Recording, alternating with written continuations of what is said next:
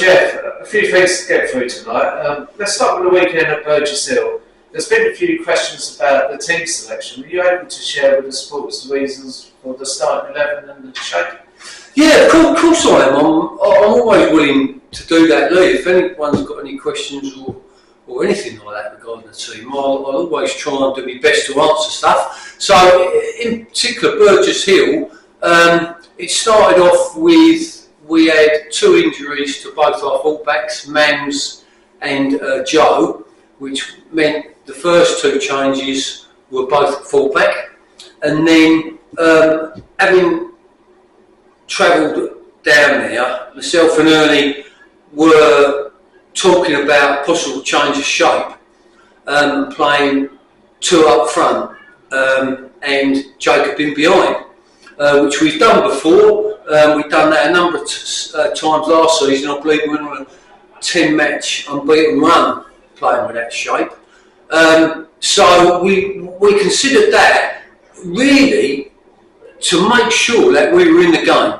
We wanted to be in the game by half time against what we knew to be a very good side, and they are Burgess Hill. They'll be up there challenging for one of those playoff spots. So that was our target, and to be fair to the lads, they were in it at half time. Although we didn't put a load of pressure on their goal, I believe Ito had a couple of efforts and was a bit unlucky. I can remember Reece putting in a great cross, took out the goalkeeper and the centre half, and Daniel End just coming in the far post and missed it.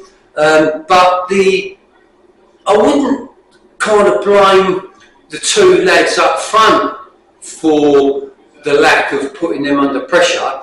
As it unfolded, it was some of the passing from the back and in midfield where we couldn't reach the 2 strikers up there. But we were, at half time, we were happy and spoke about, do we need to make any early changes and bring another forward on up against their back 4 to put them under some pressure going down the slope. So we were delighted that we got in at half time 0-0, and that kind of worked for us. But what stopped us from doing that was the fact that Geordie was injured in the first half and he was labouring on, so we kind of stuck with that shape to start with the intention, as the second half unfolded, say 10 or 15 minutes, then we would have made some changes to try and win that game. But who would have foreseen that within 30 seconds there'd be a mistake at the back and put us 1-0 down, followed by 5 minutes later a penalty which did hit Sam's hand, but in my opinion I didn't think that was a penalty because he couldn't get out of the way of it. So we were 2-0 down. Eventually both Jamal and Dan Bradshaw came on, but that was the real reasons behind it. And of course anyone that was at the Herne Bay game wouldn't have been questioning the fact that we played Gill up front and down the middle in that game, because that worked a treat. We won 4-0, we played really well. So, you know, these things can happen in football. And once we were 2-0 down, it was going to be very hard to get that game back. But that's the basis of why we decided to play with that shape.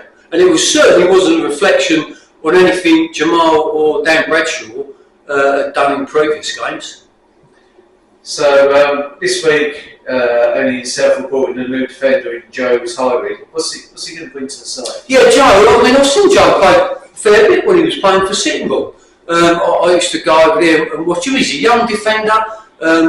We're signing him from Tunbridge Angels, so over the last 2 or 3 seasons, he's slowly built up a bit of experience, and he's a good, solid defender.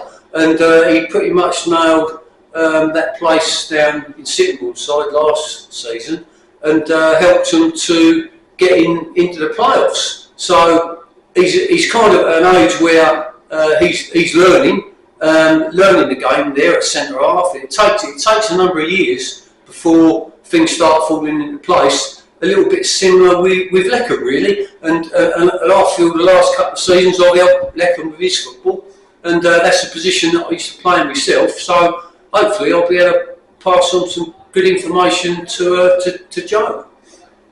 Appreciate you might not be able to go into too much detail yet, but is there likely to be changes to the team on Saturday enforced down through choice? Yes, we'll have to see really how things unfold tonight and between Saturday, because like I say, Mans is out, Joe's out, that's both the fullbacks. Marshy's got a hamstring, we're not quite sure about him. Who else is there? Geordie's had an injury. He's got 2 injuries, Geordie, so he's a big doubt for Saturday, but we'll have to see a little bit closer to the time. And you've got a left back suspended on top. Yeah, on top of that we got re-suspended, so there's an old cliche, when it rains it pours, doesn't it? Yeah. When's that luck going to change for penalty decisions, Geoff? We seem to be getting completely against us, but not for. Yeah, I mean, I've got my own personal opinions about that. If you look at Joe's penalty against Mersham, that wasn't a penalty in my book. He stepped over the ball and was going to siphon the ball away from their player who kicked Joe in the ankle. He's gone over in the same movement, and we've had a penalty given against us. And then against Burgess Hill Saturday, I saw that as a 50-50 challenge in our box, that we actually come out with the ball and it unbalanced their player, and the referee's given a penalty. Great save by Aidan. So I didn't agree with that one. And in terms of the second penalty that was given last week, somebody would have to explain that rule to me, because when I hear these explanations of your hands have got to be in a natural position, which I feel Sam's was, and that the player was only probably 2, maybe 3 strides away from him. What could he do with that? And when you see football played at the top level, and now defenders are putting their arms behind their back, which is the most unbalancing thing for a defender, to me that can't be in a natural position, putting them behind your back. So I've kind of, I don't understand that rule, and I thought that was a very harsh decision. A lot of their players appealed for it. There was probably 250, 300 people behind the goal. They all appealed for it as well, and the referee decided to give us, which put us 2-0 down. Obviously, we played Phoenix several weeks ago now, but they've had a massive change with management and also players. So fair to say it's going to be a totally different game. Yeah, I think it would definitely be a different game. They had a good win Saturday, winning 3-1. I think they beat Lancing. So yeah, they've had a big change in personnel there. So I don't think it would be fair to compare our previous win, and we'll have to play some good football and try and score 2 or 3 goals, I think, to get that win. There's a few comments about senior players playing under 23s football, but from your perspective, is that just getting a match fit? Yeah, I know Dan Bradshaw played on Monday night. So there's an element of that. He got some minutes into his legs, and of course he's still keen to play football, Dan.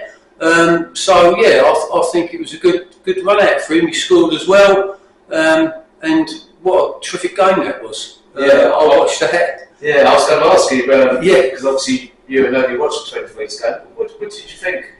Yeah, I thought it was a great game to watch. A bit unfortunate in the first half to lose their goalkeeper. They kind of give the referee no choice but to send him off. But he did the right thing coming out and trying to win it.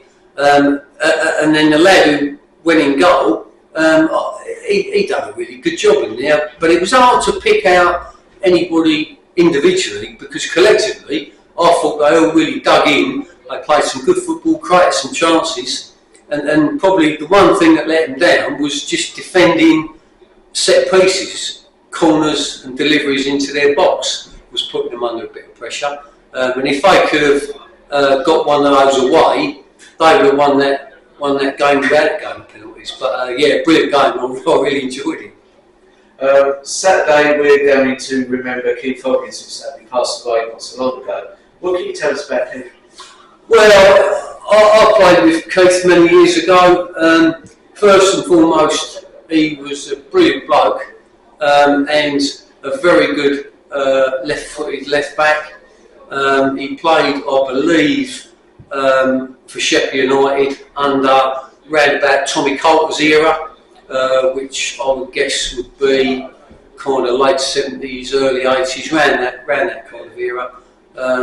Yeah, so he's represented our football club, and then locally he played for a number of very good Sunday sides, including the Victory and Canning Town, who were all represented by senior players really playing Kent League football, Southern League football. So Keith was right up there amongst the best of that lot, and yeah, it's a very, very sad loss. And then final question is one that I'm sure you and Ernie get all the time. I know I keep getting asked it. Player recruitment, is that ongoing? Yeah, I think so. We're at that stage now where, you know, we need to change one or two things and try and bring a couple of players in. Joe's the first one. So yeah, we're on the lookout for players, but of course, you know, one, they've got to be available, and two, they've got to be in the framework of the budget that we've got, because you know, if we go too mad with it trying to get players in, then, you know, it puts the club at risk if we start exceeding budgets and stuff like that. And you know, I've had some experience before when Sheffield United overextended themselves many years ago, and I was the manager at the time, and over a number of years that the club ceased trading and had to fold. And no matter what everyone likes to think, we are making a big effort, but we can't put the club at risk by overspending. And you know, well, we're not going to do that. We'll have to work within what we've got. But yeah, we are trying to sign players. Yeah. Brilliant. Thanks, Geoff. Okay, thank you.